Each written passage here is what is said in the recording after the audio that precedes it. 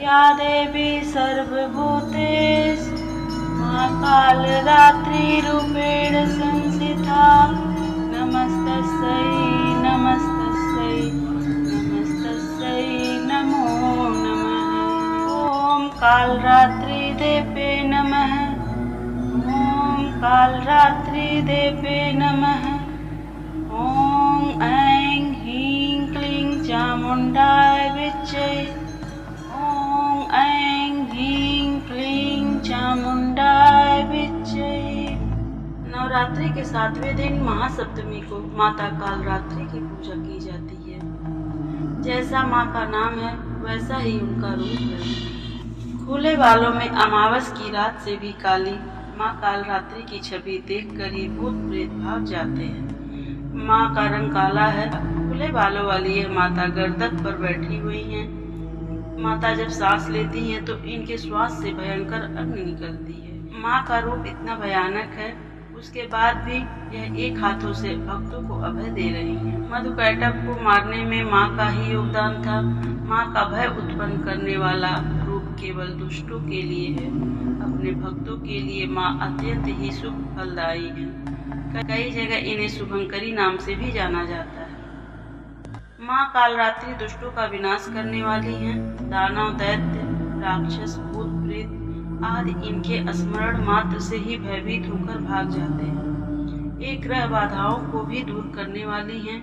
इनके उपासकों को अग्नि भय, जल भय, जंतु भय, शत्रु भय, रात्रि भय आदि कभी नहीं होते। कृपा से वह सर्वथा भय मुक्त हो जाते हैं। माँ कालरात्रि की उपासना से ब्रह्मांड की सभी सिद्धियों को प्राप्त करने के दरवाजे खुल जाते हैं।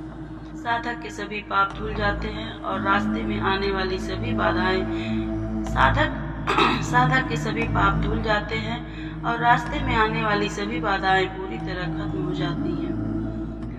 नवरात्रि की सप्तमी को महासप्तमी भी कहा जाता है। तांत्रिक लोग इस दिन विशेष पूजा करके माँ की कृपा प्राप्त करते हैं। सप्तमी की पूजा अन्य दिनों की तरह ही होती है, लेकिन रात में पूजा का विशेष विधान है। भक्तों, मैं आपको माँ कालरात्रि की कथा सुना रही हूँ। इस कथा का श्रवण आप पूरे मन से, हृदय से करिएगा। पौराणिक कथा के अनुसार दैत्य शुंभ, निशुंभ और रक्तबीज ने तीनों लोकों में हाहाकार मचा रखा था।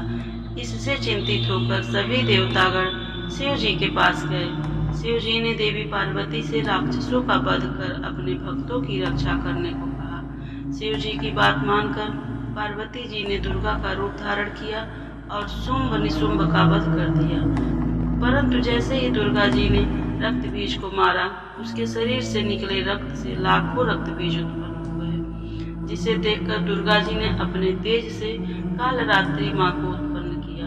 जब दुर्गा जी ने रक्त बीज को मारा तो उसके शरीर से निकलने वाले रक्त को माँ कालरात्रि ने अपने मुख में भर लिया और सबका गला काटते हुए रक्त बीज का वध कर दिया और सभी के मुंड को अपने गले में धारण कर दी गई। इस प्रकार से रक्त बीज और शुंभ निशुंभ का संहार हुआ। साथियों, आपको मेरी यह कथा कैसी लगी?